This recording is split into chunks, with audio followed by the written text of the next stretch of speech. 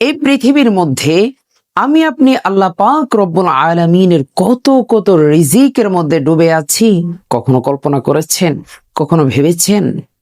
এই পৃথিবীতে আল্লাহ আমাদেরকে দৈনন্দিন রিজিক দেয়, আমরা খেতে পারি, চলতে পারি, সুস্থ থাকি। কত কত নেয়ামত, কত কত রিজিক আমাদেরকে দেয়। আমরা দৈনন্দিন জীবনে যদি খাবারের একটু পরিবর্তন ঘটে, কোথাও বেড়াতে গেলাম, কেউ দাওয়াত করলো, খাবারটা একটু ব্যতিক্রম হলো, পছন্দ হলো না, আমরা কুৎসা রটনা শুরু করে দেই, আওয়াজ করে কথা বলে সমালোচনা শুরু করে দেয়।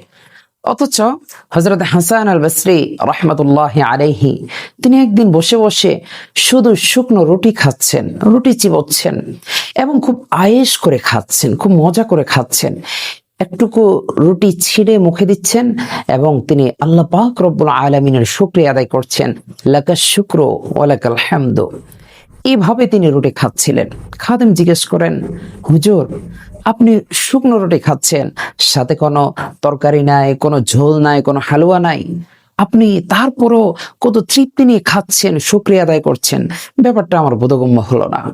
হাসান আল বসরি রাহমাতুল্লাহি আলাইহি বলেন, খাদেম, আল্লাহ পাক রব্বুল আলামিন যেই দিন রিজিক বন্টন করেছেন, মানুষের রিজিক লিখেছেন, ওই দিন আমি হাসানের জন্য এই রুটিটা তিনি লিখে দিয়েছেন।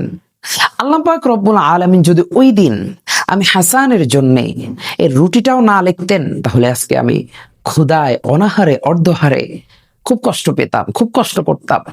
দেখেন, একজন বুজুর্গ কত ডিপলি চিন্তা করেছেন, কত নিজ থেকে চিন্তা করেছেন।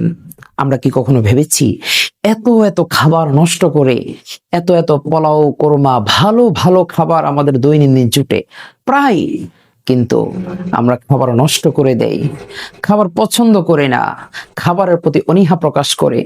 একটা কথা মনে রাখবেন, আজকে আমি আপনি যে জিনিসটা খাচ্ছি কিংবা যেভাবে চলাফেরা করছি, আমাদের এমনও ভাই আছে তাদের স্বপ্ন এটা, তাদের ড্রিম, তারা ভবিষ্যতে এভাবে খাবে, এভাবে চলবে।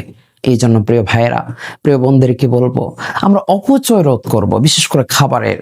এই খাবারের জন্য আমাদের দেশ নয়, সারা পৃথিবীতে বহু মানুষ অনাহারে, অর্ধহারে, দুই মুঠো ভাতের জন্য, একটু খাবারের জন্য অনেক বেশি কষ্ট করেন। রাসূলুল্লাহ সাল্লাল্লাহু আলাইহি ওয়াসাল্লাম পর্যন্ত তিনি দুনিয়াতে কষ্ট করে গিয়েছেন, না খেয়ে থেকেছেন। অতএব এই খাবার আমরা কখনো নষ্ট করব না।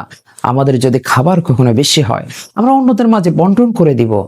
আমাদের মধ্যে মুহাব্বত সৃষ্টি হবে, রগবত সৃষ্টি হবে।